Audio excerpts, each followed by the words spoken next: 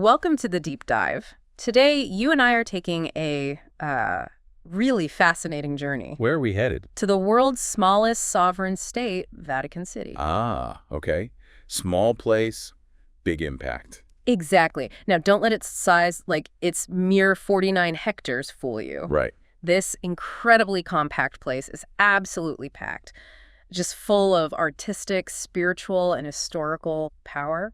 Think of it as like an ultra-concentrated dose of Western art history. Yeah, and religious influence, too, all crammed into an area smaller than a lot of city parks. It's truly remarkable when you think about it that way. And our mission for this deep dive, well, we've got this fantastic resource. It's a guide to the 12 best things to do in the Vatican City. Okay, sounds useful. Who's it based on? It draws on knowledge from Vatican Museum docents and Roman art historians, real experts. That's sources. So what's the plan? We're going to navigate this guide, this sort of treasure trove, and really pull out the most captivating insights. Focus on what makes the Vatican so special, without getting bogged down in absolutely endless details. So sort of a curated understanding, highlighting the big hitters, but maybe some hidden gems too. Exactly. We want to give you the highlights, not just the monumental landmarks, but also maybe some less obvious things that are just as compelling. Makes sense.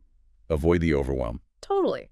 I mean, just think about the sheer density of masterpieces there. Oh, absolutely. We're talking St. Peter's Basilica, the largest church on earth. Yeah. Where you look up and just marvel at Bernini's incredible baldacchino. That massive bronze canopy thing over the altar. Yeah, that's the one. And of course, Michelangelo's dome. Yep. Just mind-blowing. 448 feet high. It dominates the skyline. Yeah. And then there's the Sistine Chapel, obviously. Right. Home to what many consider the most celebrated ceiling in art history. You could spend days just looking up. No kidding. And what's great about this guide, as you said, it balances the iconic stuff with some overlooked gems. It gives you those grand perspectives, but also the, intimate details that really bring it all to life. Sounds like a good approach. Where do we start? Okay, so let's dive right in. Starting where most visits naturally begin, St. Peter's Square. Ah, the grand entrance. It's more than just where you arrive, though, isn't it? Definitely. It's this vast open space, but it's a real architectural statement. And crucial point, it's completely free to explore. Which is fantastic, especially for anyone traveling on a budget, You get that immediate sense of Vatican grandeur without paying anything. And Bernini's design, the colonnades. Yeah. It's meant to feel like embracing arms, welcoming you in. Yeah, I read that.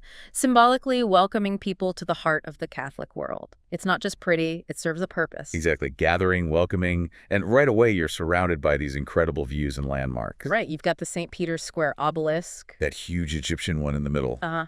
And then the two fountains, the Bernini fountain and the Maderno fountain, they're all right there. Makes a powerful first impression.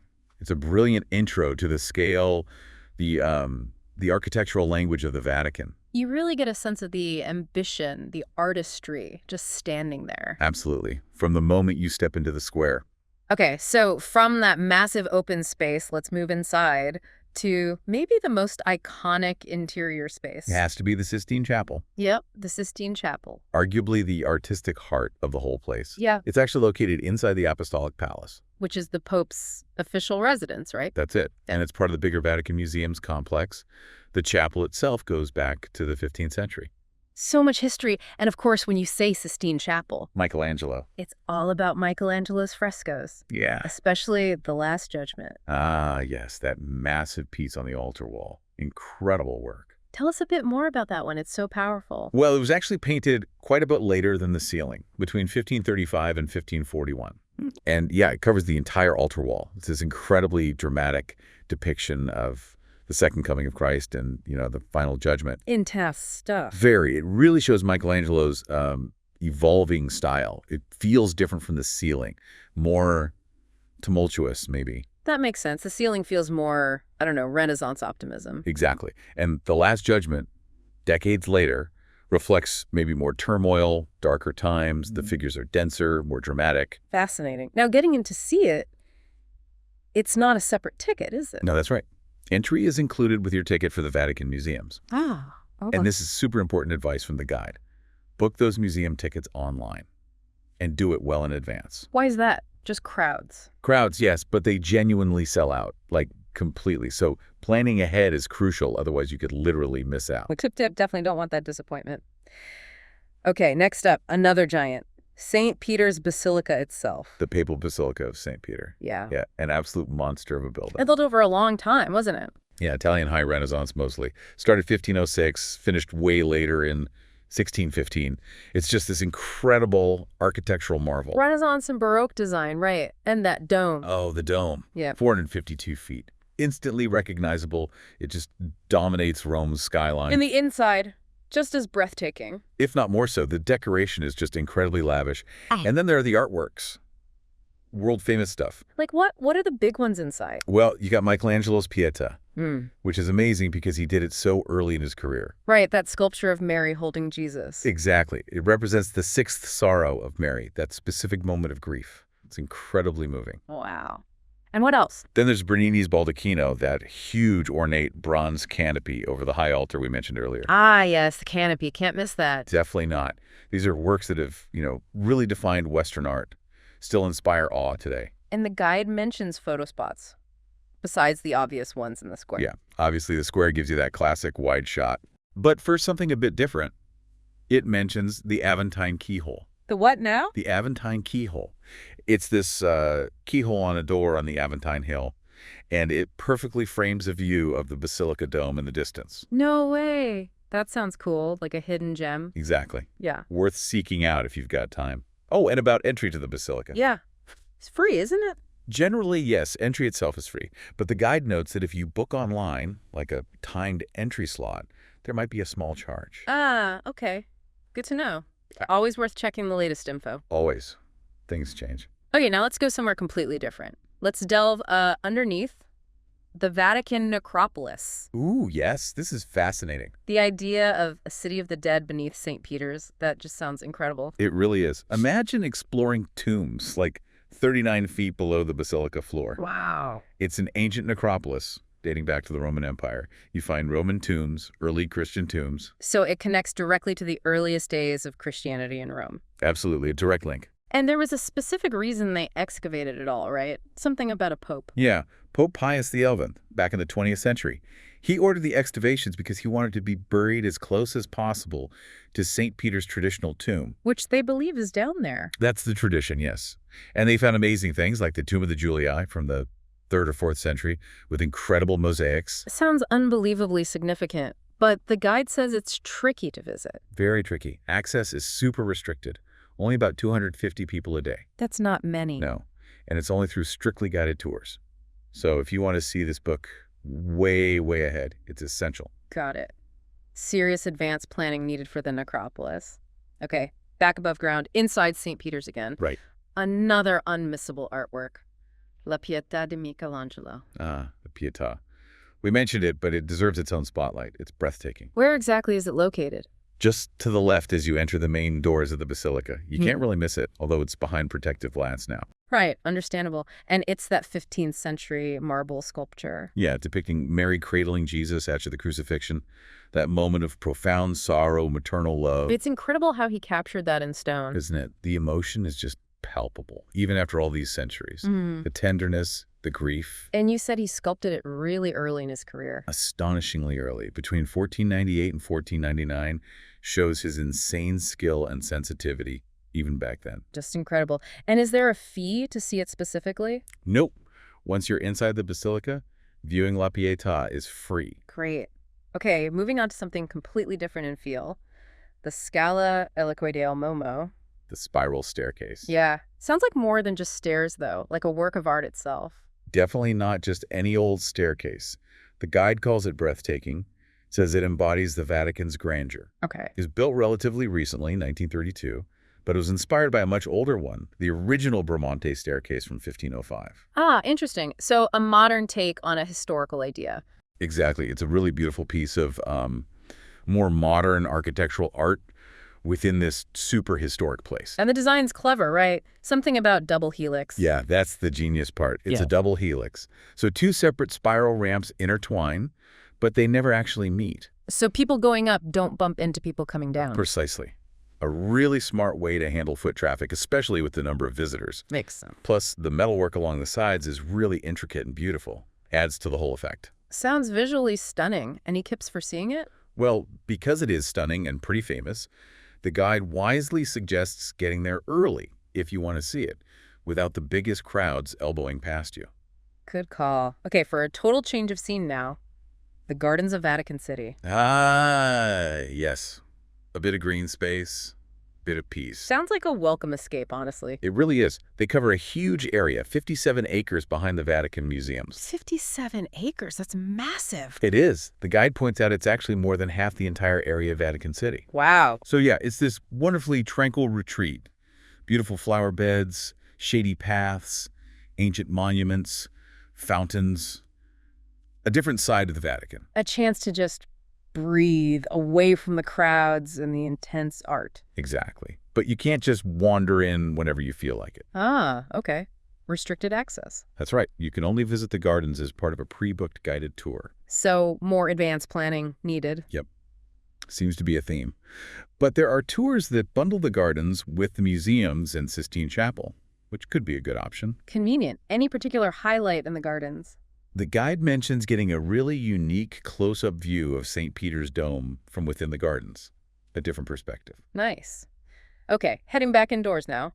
On the way to the Sistine Chapel, there's the Gallery of Maps. Oh, this place is incredible. It's not just a corridor. Sounds like it. It's long, right? Really long. Almost 400 feet. Cool. Pope Gregory III commissioned it back in the late 16th century. And the idea was? To basically create this huge visual representation of Italy, specifically the Papal States at the time, showing their reach and importance. So it's literally covered in maps. Yes, but not just maps pinned to the wall. They're map frescoes. Painted directly onto the plaster. Exactly, by an artist named Ignazio Danti. There are 40 huge, detailed maps of Italian regions showing towns, cities, papal properties. That's an amazing detail. It is. And what's really cool is that next to each map, they also painted scenes of important historical or religious events that happened in that region. Wow, so much information packed in there. Totally.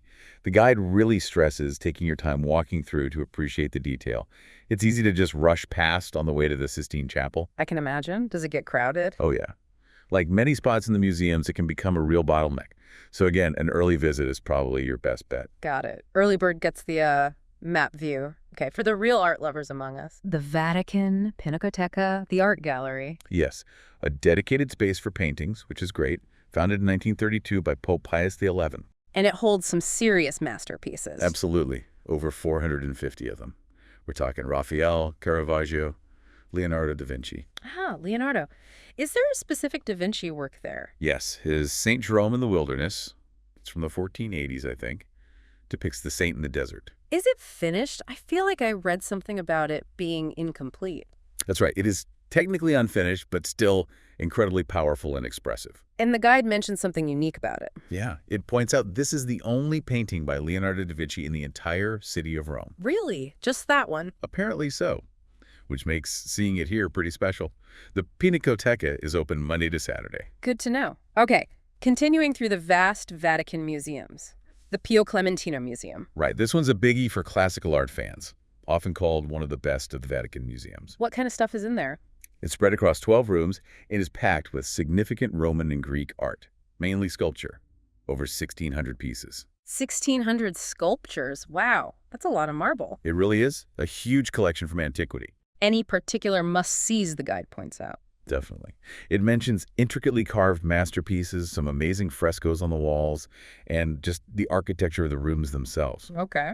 Specific sculptures often highlighted are the Apollo Belvedere, that famous Roman marble statue from the 2nd century A.D., Ah, okay, I think I know that one. and the Laocoon group, Mm-hmm. the incredibly dramatic statue of the priest and his sons wrestling with sea serpents from the 2nd century B.C. Right. Powerful stuff. Very. And the museum also includes the beautiful octagonal courtyard, the Cortile del statue, which is a stunning space in its own right. Sounds impressive. What are the opening hours like? Pretty good, actually. Monday to Sunday, 8 a.m. to 7 p.m., so quite accessible. Excellent. Now, the guide highlights something it calls an underrated gem. Ooh, I like underrated gems. What is it? The Apartamento Borgia, the Borgia Apartments. Ah, yes, the Borgia Pope's place. Definitely worth seeing. So what makes them special? Why underrated? Well, they're this suite of 6 rooms in the Apostolic Palace that Pope Alexander VI, the infamous Borgia Pope used back in the 15th century. Okay. And they're just renowned for their incredibly ornate design. Frescoes everywhere, Yeah. walls, ceilings, just covered. So you really get a sense of Renaissance papal luxury, or maybe notorious luxury. Huh. Maybe a bit of both. But it's a unique glimpse into the personal taste and the artistic patronage of this very powerful figure. Who did the decorations? He commissioned a top painter of the time, Pinturicchio, and his workshop. Right. And the guide mentions the stunning frescoes in the Room of Sibyls and the Room of Crete. They show Old Testament prophets and classical sibyls. Interesting mix. Yeah, and there's a cool detail in Pinturicchio's Resurrection painting from 1494 in those apartments. What's that? Some art historians think it might contain the earliest European depiction of Native Americans. Yeah. Based on descriptions filtering back from Columbus's voyages. No way. That's fascinating. A little piece of world history tucked away in a fresco. Exactly. It's the underrated gem potential. Totally. Okay, finally, something really unexpected. The Vatican City train track. Huh. Yes. The world's shortest railway. I had no idea the Vatican even had a train track. It's definitely a quirky little fact. It's near the gardens, behind St. Peter's. And it's really short. Tiny, only 980 feet long, holds the record for the world's shortest national railway system. So what's it even for? Not exactly running commuter services, I guess? No, definitely not. Its main use is for importing freight, goods into Vatican City. Ah, okay. Logistics. Pretty much. Passenger transport is super rare. Only happens for, special ceremonial occasions. Symbolic stuff. Can you actually go see it? Walk along the tracks? Afraid not. No direct access for visitors. Yeah. But the guide says you can sometimes catch a glimpse of it from the Vatican Gardens. Right. Or maybe through a gate nearby that runs alongside the tracks. It's more of a curiosity to spot than a destination itself. A very unique curiosity. Well, that has been quite the tour, an incredible journey through Vatican City. It really has, from the sheer grandeur of the squares and the art. Yeah, those iconic masterpieces. To hidden historical sites like the necropolis deep underground. And even a tiny railway system. Yeah. It's just astonishing how much history, art, and, uniqueness is packed into such a remarkably small place. Absolutely. And this deep dive, just looking at 12 of the best things, really highlights that incredible density and variety. Yeah. We've tried to give you that curated understanding, like we said at the start, focusing on the essential insights, what makes each place compelling. Without hopefully overwhelming you with every single detail from the guide. Exactly. Just the really captivating stuff. So as you think about all this extraordinary concentration of history, art, spiritual significance, all crammed into this tiny nation, here's a final thought for you to maybe ponder. Okay. With such an overwhelming array of things to see, artifacts, locations, what single artifact, or maybe what single location within Vatican City do you personally find the most compelling?